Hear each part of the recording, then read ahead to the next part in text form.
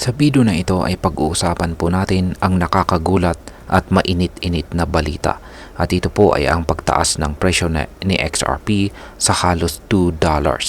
Pero hindi lang ito simpleng price pump.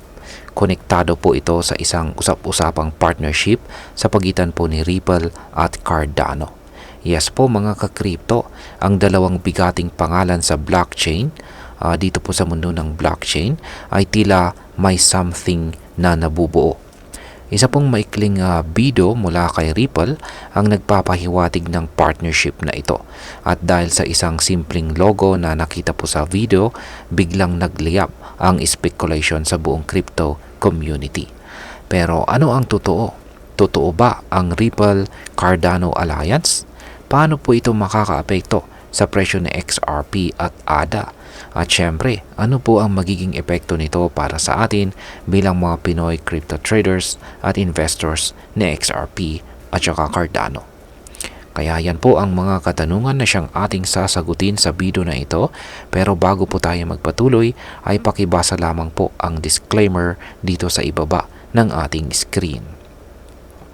Ngayon ay simulan po natin sa katanungan kung bakit big deal kung magkakaroon ng partnership ang Ripple at saka Cardano. Yan, una po sa lahat ay bakit nga ba sobrang ingay ng balitang ito? Simple lamang po. Kasi kapag nagsanib pwersa ang Ripple at saka Cardano, ito ay parang dalawang higante sa mundo ng crypto na nagsama. Si Ripple ay kilala sa cross-border payments gamit ang XRP.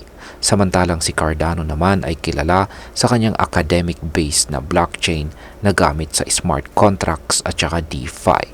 Kung magsasama po sila, pwedeng pagsamahin ang lakas ng payment efficiency ng Ripple at saka blockchain ecosystem ng Cardano. Isang potensyal na power duo yan. Pero teka, hindi ito simpleng kwento ng partnership lang kasi noon hindi magkasundo ang dalawang ito. In fact, si Ginoong Charles Hoskinson, ang founder ng Cardano, ay openly na nag-criticize sa community ni XRP. May mga verbal debates pa nga ang nangyari sa X, dating Twitter.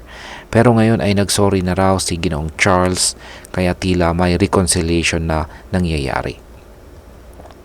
Ngayon ay ano naman po ang ibig sabihin ng Cardano logo sa video ng Ripple? Ayan.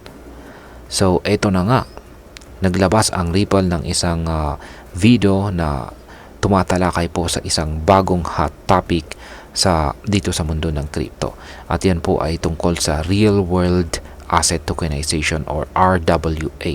Sa madaling salita, ito po ang proseso ng pagdala ng mga real world assets tulad po ng bonds, real estate o stocks papunta sa blockchain.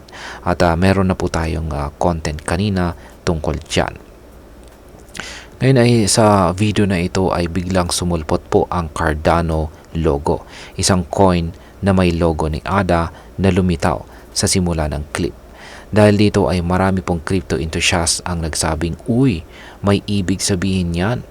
Pero sa iba, baka simple lang yon na design element. Pero para po sa mga matagal nang nasa crypto space, bawat detalye ay may posibleng mensahe.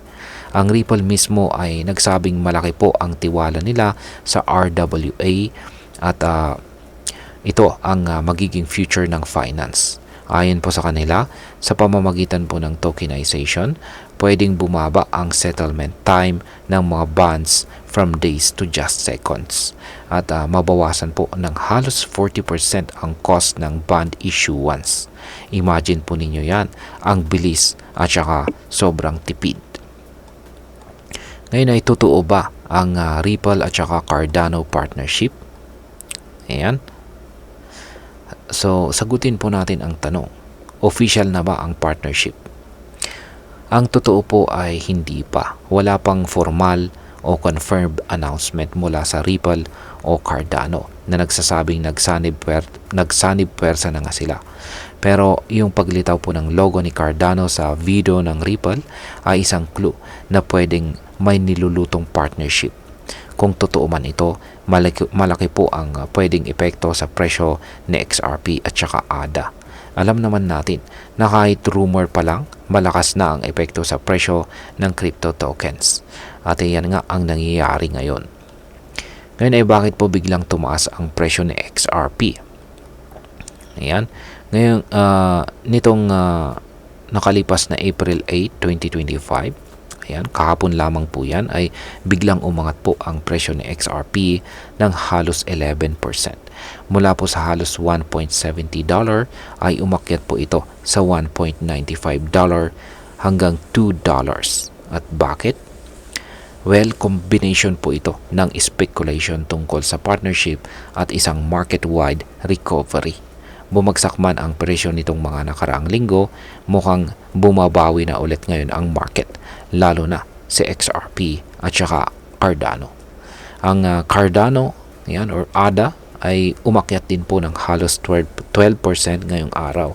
Pero kung titingnan po natin ang kabuuan, bagsak pa rin po ito ng 80% mula sa kanyang all-time high na $3.10. Kaya kahit may recovery, malayo pa rin siya sa kanyang peak price. At ngayon ay pag-usapan naman po natin ang posibleng maging epekto nito kay Ripple o Cardano. Ayan, kung ano po ang maaring maging epekto ng Ripple-Cardano partnership na ito sa crypto market. Yan, kung mangyayari man ang partnership na ito ay malamang ay una, tataas pa ang demand kay XRP at saka ADA dahil makikita po ng investors na may potential growth. Pangalawa, maaari pong mas mapabilis ang adoption ng real-world asset tokenization na ayon po kay Ripple ay pwedeng umabot sa $18.9 trillion pagsapit po ng taong 2033. At pangatlo ay magiging inspirasyon po ito sa iba pang mga blockchain collaborations. Kung kaya po ng Ripple at saka Cardano, baka kaya rin yan ng iba. Pero kailangan din nating maging realistic. Kahit may official announcement na, hindi po ito garantiya na magiging successful kaagad. Marami na po tayong nakitang partnership sa crypto na nauwi lamang sa wala. Kaya, as always, do your own research at huwag basta-bastang magpadala sa hype. Ngayon ay pag-usapan naman po natin ang maaring maging epekto nito para sa atin bilang mga Pinoy crypto traders at investors ni XRP at maging dito kay Cardano. Para sa atin bilang mga Pinoy na nag-i-invest sa crypto, particular po kay XRP at saka Cardano, magandang balita ito. Lalo na kung meron po tayong XRP or ADA. Ang pagtaas po ng presyo ay pwedeng magbigay ng short-term profit. Pero mas mahalaga kung totoo po ang partnership, makikita natin ang mas malawak na paggamit ng blockchain sa real-world assets. At kung magiging bahagi po tayo ng ecosystem na ito ng maaga, mas malaki po ang potential natin sa kita. Pero syempre, tandaan natin na ang crypto market ay volatile. Pwedeng tumaas, pwedeng bumagsak. Kaya kung iniisip po nating pumasok dito kay XRP or Cardano ngayon, siguraduhin po natin na naiintindihan po natin ang risk. At ayan, bilang panghuli, ay ang masasabi ko naman dito para sa akin ay exciting po ang developments na ito. Nakakatuwang makita na kahit maraming pinagdaanan si XRP, lalo na po sa kaso nila kay SEC, unti-unti na ulit itong bumabangon. At ang posibleng partnership po nila kay Cardano, kung totoo man, ayan, ay game changer po yan sa buong crypto industry. Pero bilang isang crypto enthusiast, mahalaga pa rin po ang pag-iingat. Mahilig po ang crypto sa hype at minsan ginagamit lang ang rumors para mag-pump ng presyo. Kaya habang tumataas ang presyo, wag basta-basta sumabay kung hindi po natin naiintindihan ang ating pinapasok. At ayan, hanggang dito na lamang po tayo sa video na ito mga ka-crypto. Marami pong salamat sa panonood. Ingat po tayo lagi at God bless po sa ating lahat.